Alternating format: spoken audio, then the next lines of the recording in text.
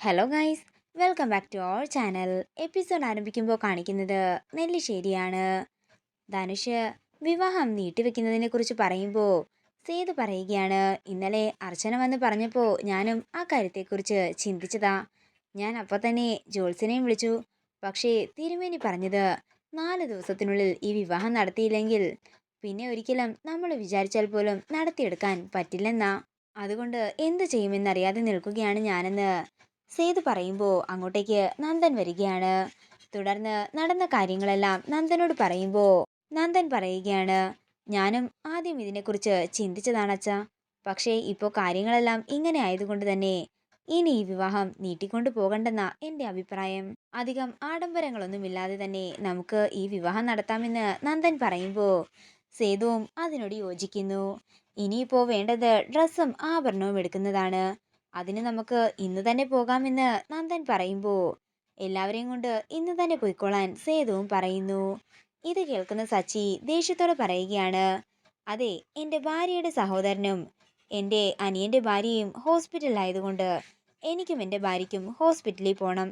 ഞങ്ങൾക്ക് ഇതിനോടൊന്നും ഒരു താല്പര്യവുമില്ല എന്ന് പറഞ്ഞുകൊണ്ട് സച്ചി അവിടെ നിന്ന് പോകുമ്പോൾ സച്ചിക്ക് പിന്നാലെ തന്നെ എല്ലാവരും പോകുന്നു. തുടർന്ന് അവന്തിക അർച്ചനയുടെ അടുത്തേക്ക് വന്ന് പറയുകയാണ്, അതെ, ഇത് ഞങ്ങൾ രണ്ടുപേരും കൂടി കളിച്ചൊരു നാടകമായിരുന്നു. ജോത്സരെയൊക്കെ ഞങ്ങൾ ആദ്യം തന്നെ സെറ്റാക്കി വെച്ചിട്ടുണ്ടായിരുന്നു. ഇത് കേൾക്കുന്ന ധനുഷ് പറയുകയാണ്, നിരായുധകാരിയായി നിൽക്കുന്ന അർച്ചന മേഡത്തെ കാണാനേ നല്ല രസമുണ്ട്. എനിക്ക് അർച്ചന മേഡത്തെ വലിയ ഇഷ്ടമാ. എന്തൊക്കെ വന്നാലും തന്റെ തീരുമാനത്തിൽ ഉറച്ചു നിൽക്കുന്ന അർച്ചന മേഡത്തിനെ എനിക്ക് വലിയ ഇഷ്ടം തന്നെയാണെന്നും ധനുഷ് പറയുമ്പോൾ ഇതൊക്കെ കേട്ട് ദേഷ്യത്തോടെ നിൽക്കുകയാണ് അർച്ചന. പിന്നീട് കാണിക്കുന്നത് അർച്ചന അടുക്കളയിലേക്ക് വരുന്നതാണ്. അതേസമയം അനഘയും അടുക്കളയിലേക്ക് വരുന്നു. ഏട്ടത്തി, എനിക്കൊരു സംശയമുണ്ട്, അത് പറയാൻ വേണ്ടിയാ ഞാൻ വന്നത്. ഇപ്പോൾ ഈ നടക്കുന്നതൊക്കെ എൻ്റെ ചേച്ചിയുടെ പ്ലാനിന്റെ ഭാഗമാണോ എന്ന് എനിക്കൊരു സംശയം. ഈ വിവാഹം നടക്കാൻ വേണ്ടിയിട്ട് ഈ വിവാഹത്തിന് എതിരെ നിൽക്കുന്ന ആൾക്കാരുടെയൊക്കെ വീക്ക്നെസ് പോയിന്റിൽ കയറി പിടിക്കുകയാണ് എൻ്റെ ചേച്ചിയെന്നാ എനിക്ക് തോന്നുന്നത്. ഈ ഉണ്ടാകുന്ന അപകടത്തിന്റെ എല്ലാം പിന്നില് എൻ്റെ ചേച്ചി തന്നെയായിരിക്കും. അതെന്താ നിനക്കിപ്പോ അങ്ങനെയൊക്കെ തോന്നാൻ? അവർ പറയുന്നത് വല്ലതും നീ കേട്ടിരുന്നോ എന്ന് അർച്ചന ചോദിക്കുന്നു. കേട്ടു, അതുകൊണ്ട് തന്നെയാ ഞാൻ ഏട്ടത്തിയോട് പറയാമെന്ന് കരുതിയത്. എന്താ നീ കേട്ടതെന്ന് അർച്ചന ചോദിക്കുമ്പോൾ താൻ കേട്ട കാര്യമെല്ലാം പറയുകയാണ് അനഘ. ഇതിൽ നിന്ന് എനിക്ക് ഒരു കാര്യം കൂടി മനസ്സിലായി. അടുത്തതായിട്ട് അവർ ഉന്നം വെച്ചിരിക്കുന്നത് സച്ചിയേട്ടനെയാണ്. ഏട്ടത്തി ഇതുപോലെ ഇനിയും തകർന്നു നിന്നാലേ കൂടുതൽ അപകടങ്ങൾ സംഭവിക്കുകയുള്ളൂ. ഇതൊക്കെ കേൾക്കുന്ന അർച്ചന ആകെ തകർന്ന് ഞെട്ടലോടെ നിൽക്കുകയാണ്. അനൂപേട്ടന് അപകടം നടന്ന സ്ഥലത്തേക്ക് ഏട്ടത്തി എന്താണെങ്കിലും ഒന്ന് പോകണം. എനിക്ക് തോന്നുന്നത് നമുക്ക് വേണ്ട തെളിവ് അവിടെ നിന്ന് കിട്ടുമെന്നാ. അല്ലെങ്കിൽ ഒരു ദൃക്സാക്ഷിയെങ്കിലും നമുക്ക് കിട്ടും.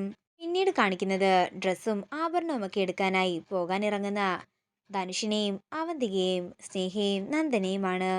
നിനക്ക് ഇത്രയും നേരം വേണോ ഒരുങ്ങാനെന്ന് നന്ദൻ ചോദിക്കുമ്പോൾ ഞാനല്ല ഏട്ടത്തിയാ ഒരുങ്ങാൻ സമയമെടുത്തതെന്ന് സ്നേഹ പറയുന്നു.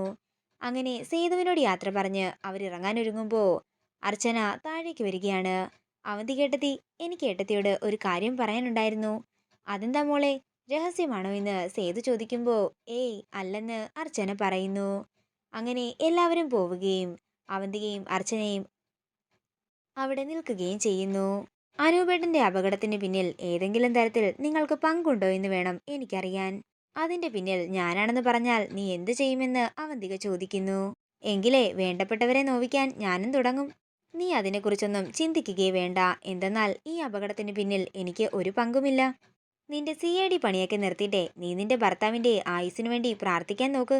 ചിലപ്പോ നിന്റെ പ്രാർത്ഥന ഈശ്വരൻ കേട്ടാലോ. അത്രയും പറഞ്ഞുകൊണ്ട് അവന്തിക പുറത്തേക്ക് പോകുമ്പോൾ അനഘ പറഞ്ഞ കാര്യങ്ങളെല്ലാം ഓർക്കുകയാണ് അർച്ചന. പിന്നീട് കാണിക്കുന്നത് അർച്ചന അപകട സ്ഥലത്തേക്ക് പോകുന്നതാണ്. അവിടെ ചെന്ന് ചായക്കടയിലുള്ള ചേട്ടനോട് അർച്ചന ചോദിക്കുമ്പോൾ ഒന്നും അറിയില്ലെന്നും ഇടി കണ്ടപ്പോ ആള് തട്ടിപ്പോയെന്ന് ഞങ്ങൾ കരുതിയതെന്നും അയാൾ പറയുന്നു. തുടർന്ന് അവിടെ ജോലി ചെയ്യുന്ന പയ്യൻ വന്ന് ഒരു ജീപ്പാണ് ഇടിച്ചതെന്നൊക്കെ പറയുമ്പോൾ നീ ഒന്നും മിണ്ടാതിരിക്കാൻ ആ ചായക്കടക്കാരൻ പറയുന്നു. കൊച്ചേ, കൊച്ചിന് വല്ലതും അറിയണമെങ്കിലേ അവിടുത്തെ വീട്ടില് CCTV ഉണ്ട്, അവിടെ പോയി നോക്കിയാൽ മതിയെന്ന് പറഞ്ഞ് ക്യാമറ കാണിച്ചു കൊടുക്കുകയാണ് കടക്കാരൻ. ഇത് കാണുന്ന അർച്ചന അങ്ങോട്ടേക്ക് നോക്കി നിൽക്കുന്നതാണ് കാണിക്കുന്നത്. ഇതോടുകൂടി ഇന്നത്തെ എപ്പിസോഡ് ഇവിടെ തീരുകയാണ്. വീഡിയോ ഇഷ്ടമായെങ്കിൽ മറക്കാതെ ലൈക്ക് ചെയ്യുക, ഷെയർ ചെയ്യുക, കമൻറ്റ് ചെയ്യുക. കൂടുതൽ സീരിയൽ അപ്ഡേറ്റ്സിനായി മറക്കാതെ സബ്സ്ക്രൈബ് ചെയ്യുക.